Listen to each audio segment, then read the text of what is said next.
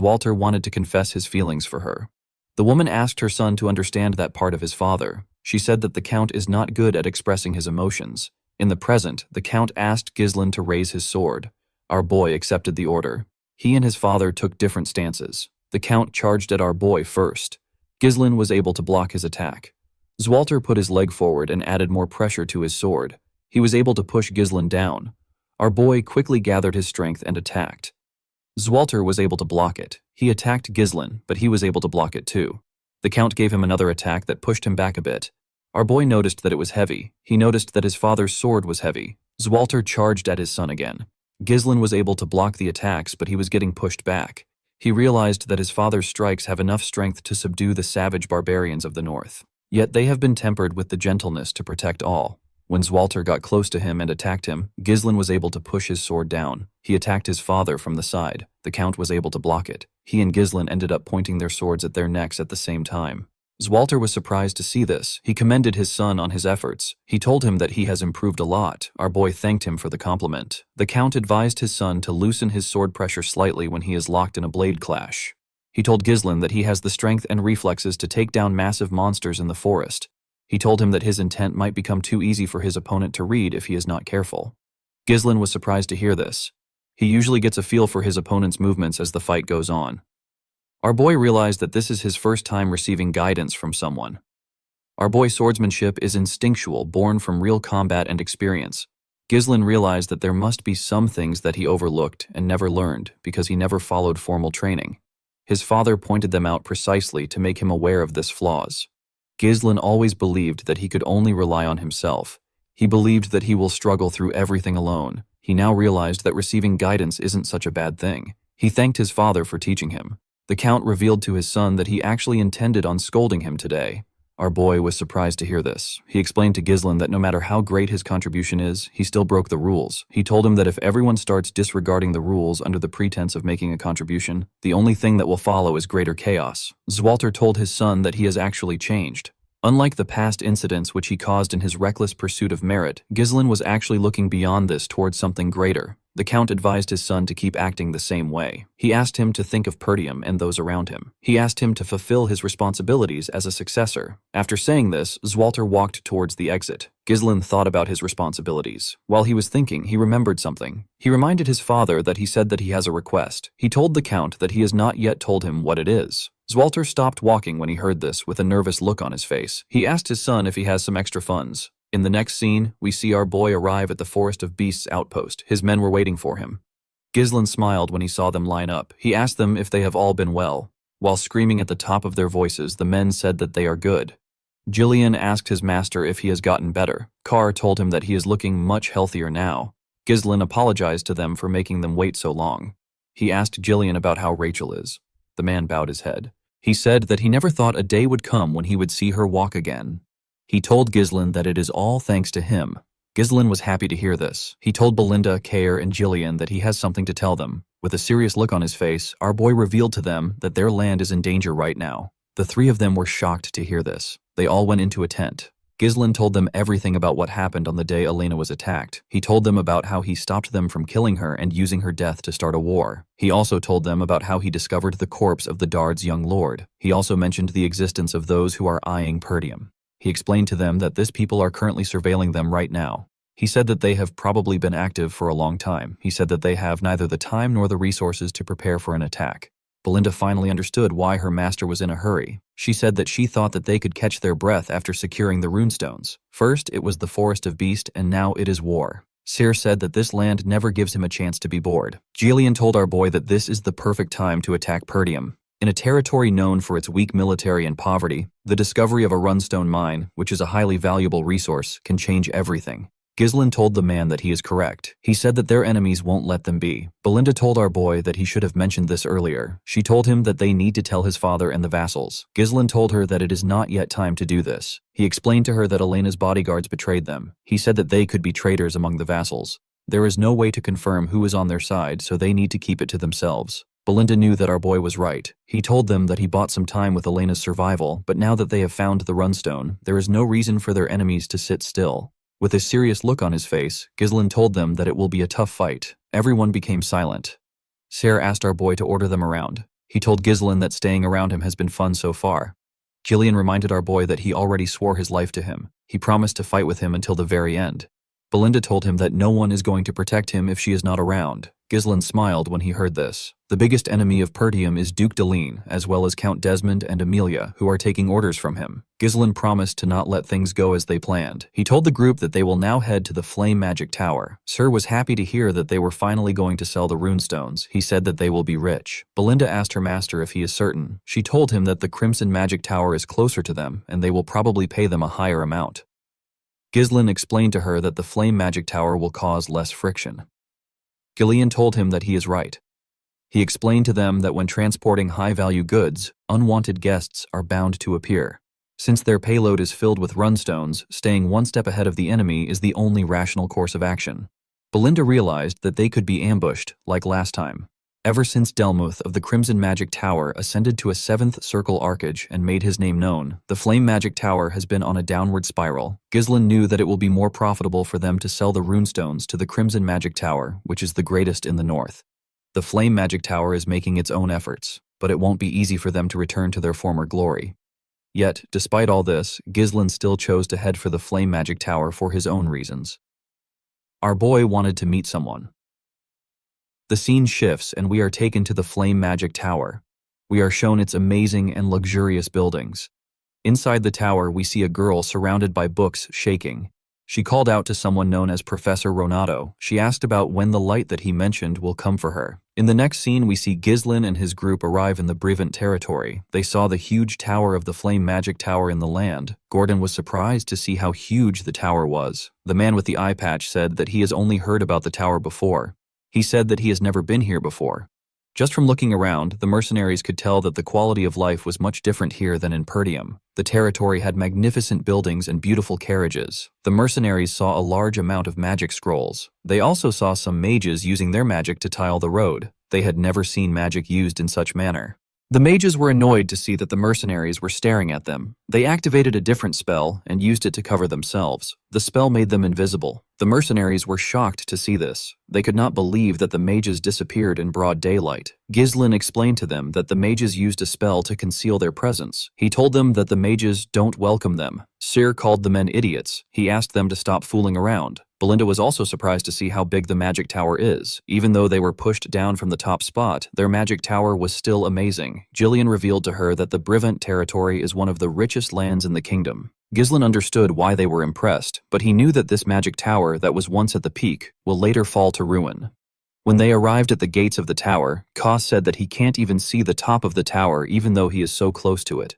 Belinda looked around. She asked about where the gatekeepers were. Only armors were lying at the entrance. The moment she asked this question, someone at the top of the gates raised his hand and asked them to stop. Immediately he said this. He and his partner used their magic to raise the armors up and make them take a stance. The armors were holding huge axes. The mage announced that nobody can just enter the magic tower. He asked them to reveal their identity and state their business. Belinda was surprised to see that they control the armors like puppets. Cyr could not believe that the mages couldn't come down to greet them. Gillian stepped down from his horse and introduced his master as the young lord of Pertium. He asked them to bring their trade officer. He told them that they have some fine goods to sell. With an arrogant look on his face, the mage told Gillian that they are not buying anything. Belinda was annoyed to hear this. She told the man that he has not even looked at their product. The man said that Pertium is the beggar land in the north. He said that anything from Pertium is probably just low-rank monster materials or garbage potions. He told them that it is a waste of time to deal with them. He and his partner made the puppets point their axes at them. The man asked the group to get lost. Belinda was annoyed to hear that he called them beggars. She asked him to come down and say it to her face. Gillian asked our boy about what they should do. Ghislain asked the mage if he really wants them to leave. He showed him a small piece of runestone and told him that he should know what it is if he is a mage. The man was surprised to hear this. He took a look at our boy's hand. He was shocked to see him holding a runestone. He looked at the large amount of carts behind them. He realized that the carts have runestones inside. With a smile on his face, Ghislain asked the mage if he is still not buying. The scene shifts and we see our boy and Belinda inside the tower, the trade officer, and the mage bowed their heads to them.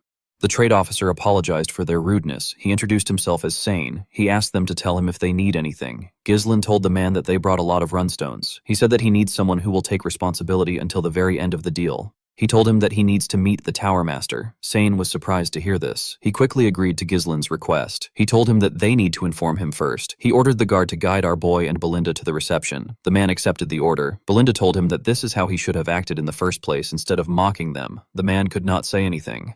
On their way to the reception, they heard a loud sound. Gislin asked the man if something is wrong. The man asked him not to pay attention to it. He told him that it is common during magic research. On the other side of the hall, we see 3 mages open a door and let out smoke from a room. We see the beautiful girl from earlier on the ground.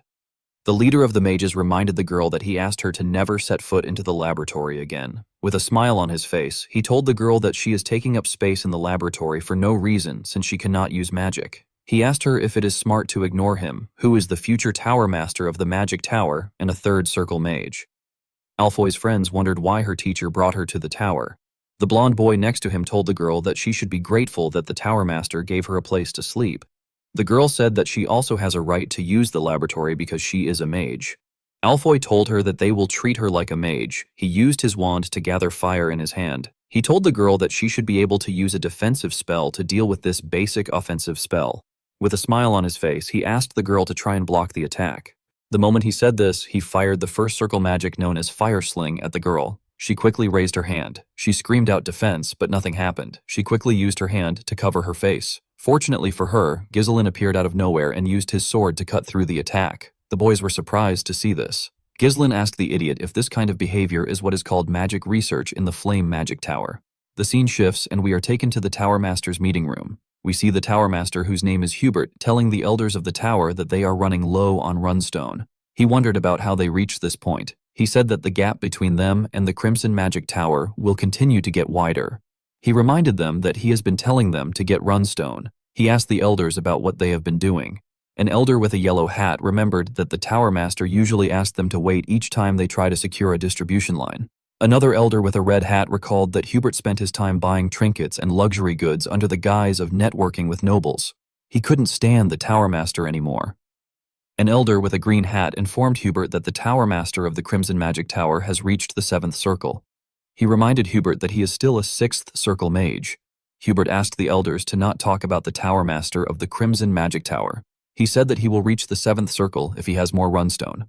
Hubert could not believe that Delmuth reached the 7th circle before him. He told himself that Delmuth must be buying all the runestone for himself. He did not like the fact that the stone was very expensive.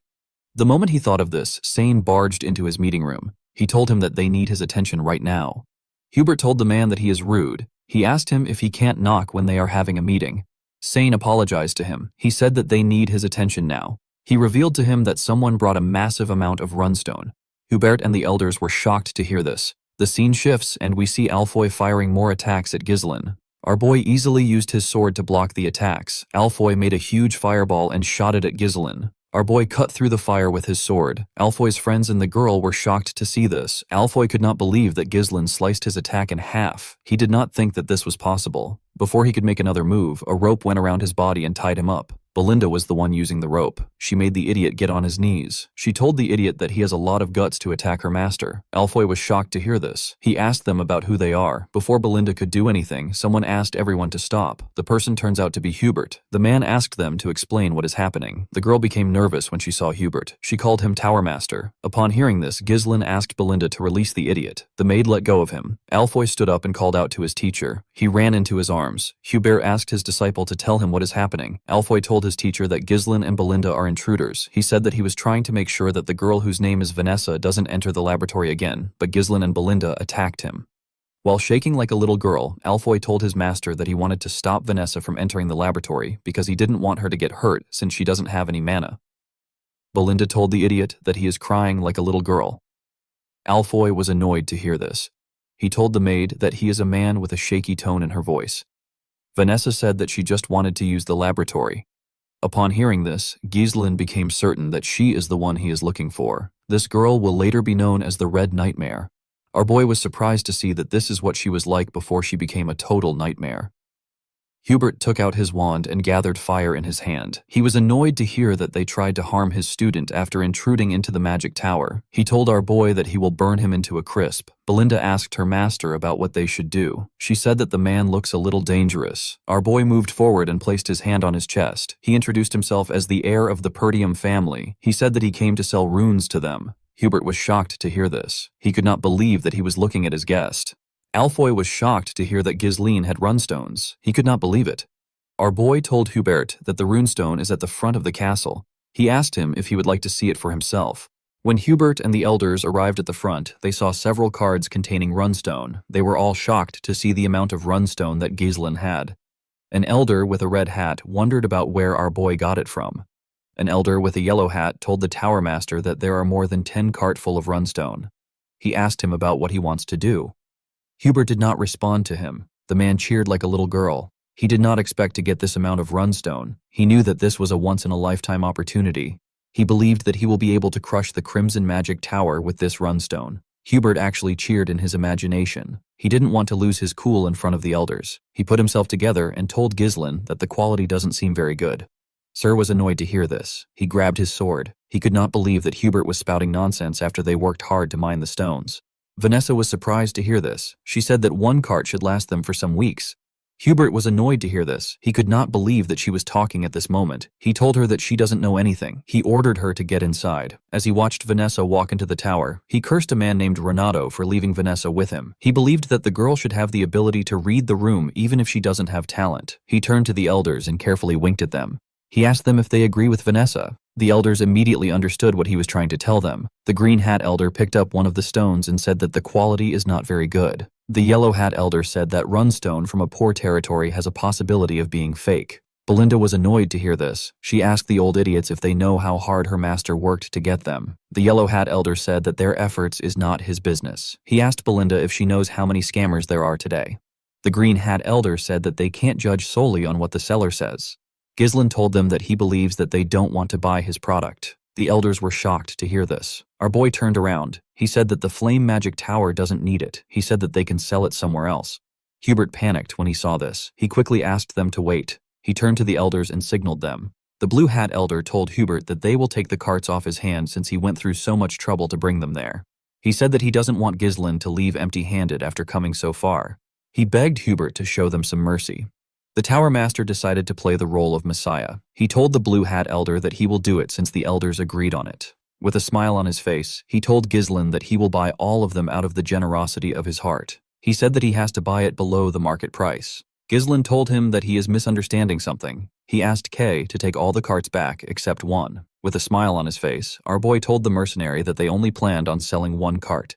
Hubert and the elders were shocked to hear this. With an evil smile on Kay's face, he apologized to Ghislaine. He said that he forgot about this.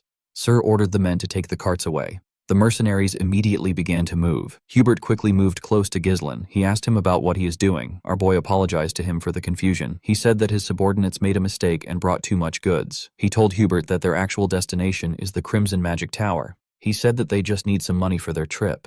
Hubert became annoyed when he heard about the Crimson Magic Tower. He quickly changed his expression. He told Ghislaine that he was just joking around so that their first meeting wouldn't be too awkward. He asked our boy to follow him inside for a little chat. The elders were disappointed when they heard this. They could not believe that he quickly stopped bluffing with a smile on his face. Our boy told him that a meeting will be fine. The scene shifts and we see everyone inside the meeting room. Hubert introduced the old men as the elders of the tower. He said that they are all fifth circle mages. Ghislaine said that this is impressive. He said that this is expected from the second strongest in the northern region. Hubert told our boy that he has heard some strange rumors that are not true. He said that the Flame Magic Tower is still the strongest magic tower in the northern region. Ghislaine told him that it is not important. Belinda was surprised to see how her master spoke. She wondered if he is trying to piss Hubert off. Kier liked what he was seeing. Ghislaine told the woman that their master definitely has a plan. Hubert asked Ghislaine about the amount he wants to sell it for. He told him that he won't get a better deal than what he will get here if he tried to sell it to anyone else. Ghislaine raised his hand and told Hubert that he wants double the market price. Hubert and the elders were shocked to hear this. They believed that our boy was just too naive to understand how the world works.